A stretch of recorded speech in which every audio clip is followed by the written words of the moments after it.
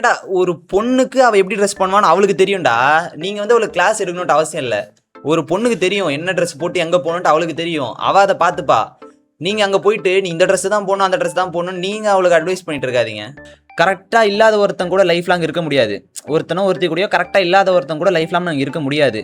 சொல்றேன் அந்த பொண்ணு உனக்கு கரெக்டாக செட் ஆகாதுன்னு தோணுதுங்கிற இல்லை. அது எந்த இடத்துல உனக்கு ரியலைஸ் ஆகுதுன்னு மேட்டர் இருக்குல்ல. அப்படி பார்த்தா தப்பு ஏன் மேலதான். ஏன்னா நான் தானே அவள் லவ் பண்ணி அந்த இதுக்குள்ள கொண்டு வந்தேன். ஸோ அது லவ்வே பண்ணாதீங்க. லவ்வே பண்ணாதீங்க. பேசிக்காக சொல்லிட்டு போயிடலாம் வச்சுக்கேன், லவ்வே பண்ணாதீங்க அது சொல்லலாம். ஆனால் சில லவ் எல்லாம் எமோஷனல் சப்போர்ட்டாக இருந்திருக்கு. அவங்கள நல்ல கரியர் க்ரோத்துக்கும் இல்லை 2 பேருக்கும் பேக் சப்போர்ட், 2 பேரும் வந்து நல்ல இடத்துக்கு போனவங்களும் இருக்காங்க.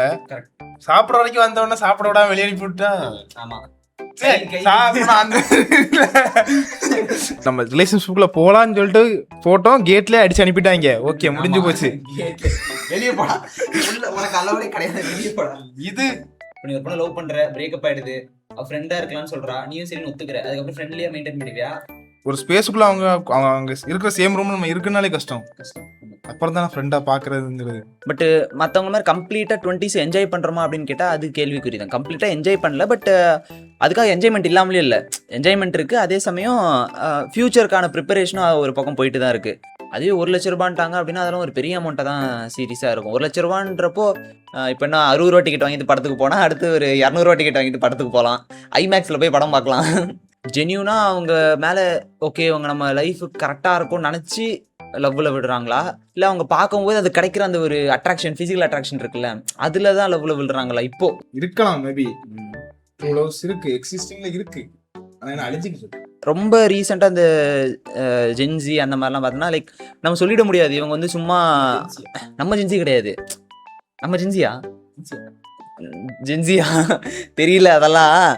வாட் இஸ் ஜென்சின்னு போடுறான், ஹூ இஸ் ஜென்சின்னு போடு, வாட் இஸ் ஜென்சி இல்லை. என் ஃப்ரெண்டு ஒருத்தி வந்து பார்த்தோன்னா ஒரு மாதிரி டாக்ஸிக்கான ரிலேஷன்ஷிப்பில் இருந்தா, அதுக்கப்புறம் அதுலேருந்து வெளியே வந்தான்னு சொல்லிட்டு ஒரு கதை ஒன்று சொல்லி ஒரு வீடியோ போட்டிருந்தேன். அதில் பார்த்தோன்னு வச்சுக்கோயேன், கமெண்ட்ஸில் அப்படியே கமெண்ட்டாக வருது, எல்லாம் போட்டு திட்டுறானுங்க என்னைய. எல்லாம் உன்னால தான் அந்த பொண்ணு போயிடுச்சு, நீ அவங்க ரிலேஷன்ஷிப்புக்குள்ளே போகிற அப்படின்ட்டுலாம் என்னை போட்டு திட்டிகிட்டு இருந்தானுங்க. அதில் பொண்ணு பற்றி மட்டுமே சொல்லியிருந்தாலும் அதில் பசங்க வந்து திட்டியிருந்தாங்க.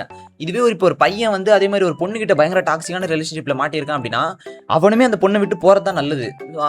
அது புரியாமல் நிறைய பேர் போட்டு கமெண்ட்டில் பேசிகிட்டு இருந்தானுங்க. அது நான் கண்டுக்கல, அது பிரச்சனை இல்லை எனக்கு.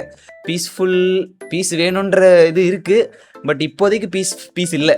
இப்போதைக்கு ஃபுல்லாக அதுவும் கரெக்டு தான். பீஸ் வேணாலே காசு வேணும் தான். ஒவ்வொருத்தங்களும் அவங்களுக்கு ஏற்ற மாதிரி அந்த பிரச்சனை இருக்கு. ஆப்வியஸ்லி மனிதன் ப்ராப்ளம். காசு அவங்களுக்கு தேவையான காசு கிடைச்ச பிறகு அந்த தேவை முடிஞ்ச பிறகு தெரியும் அந்த காசு நமக்கு வேணுமா வேண்டாமா.